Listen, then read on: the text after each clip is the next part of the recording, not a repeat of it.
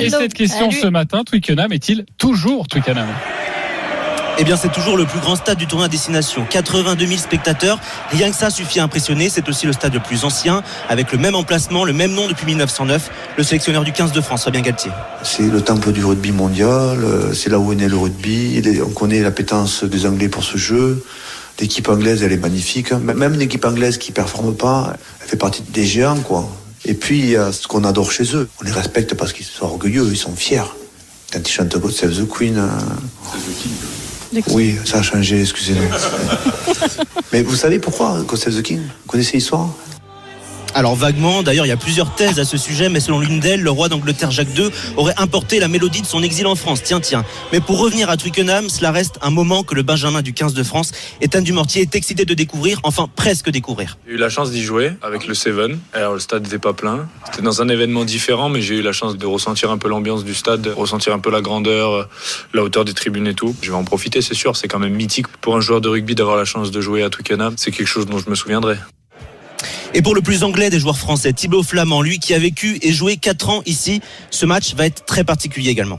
D'un point de vue collectif, c'est une rencontre qu'on adore. Et puis après, d'un point de vue personnel, c'est aussi là où j'ai débuté le rugby en tant que professionnel. C'est grâce au système anglais que j'ai pu accéder au niveau rugby. Donc je dois beaucoup à l'éducation rugbystique anglaise. Très bons souvenirs, je garde de bons potes aussi. Je suis très heureux de pouvoir les retrouver. Et c'est un stade que j'avais visité quand j'étais à l'université. Je regardais avec vraiment des grands yeux. Je rêvais de pouvoir peut-être fouler cette pelouse un jour. Donc d'y avoir joué et de pouvoir y retourner, c'est assez spécial. Bon, Kevin, on l'a compris, du côté français, on sacralise Twickenham, mais en Angleterre, il y a de plus en plus de critiques sur l'ambiance qui y règne. Oui, c'est un supporter anglais interrogé par Rugby Pass qui a fait le buzz, très en colère après la défaite lors du premier match de ce tournoi 2023 à Twickenham face à l'Écosse. L'Écosse jouait à domicile ou quoi ? C'était une sacrée honte. Comment peut-on entendre plus les Écossais chez nous ? Le public ne fait qu'être assis sans rien faire. C'est une blague. C'est le même problème depuis 10 ans. Je criais allez l'Angleterre. Mais eux non. Les spectateurs devant moi m'ont même crié dessus parce que je leur disais t'es là, t'as payé tellement cher, chante au moins pour ton pays. C'est une blague. Je suis là pour encourager mon pays. Il y en a qui viennent me dire de me calmer. Alors les cornemuses très peu pour lui visiblement, mais pour le rédacteur en chef adjoint du service rugby au quotidien The Times, Will Kelleher, cette ambiance timorée n'est pas franchement nouvelle. L'atmosphère à Twickenham a toujours été un peu étrange et assez calme parfois. Parce qu'une large partie des spectateurs n'en a pas forcément grand-chose à faire du résultat. Je ne pense pas qu'il y ait déjà eu de la part du public anglais l'hostilité naturelle qu'on peut retrouver à Cardiff, Murrayfield et même maintenant au Stade de France. J'ai toujours l'impression que les spectateurs viennent pour se divertir plutôt que pour crier, chanter, pour soutenir activement l'équipe. Une première explication peut venir des résultats récents du 15 de la Rose, parce qu'avant l'Écosse, il y avait eu des défaites ici contre l'Argentine, l'Afrique du Sud cet automne. David habite à Twickenham, à quelques pas du stade dont il est un habitué des tribunes. Oui, l'atmosphère peut être terne ici. Je pense que c'est à cause de nos performances ces dernières années qui n'ont pas été terribles. Et il y a aussi un changement générationnel du public. Il y a plus de jeunes et cela devient de plus en plus cher.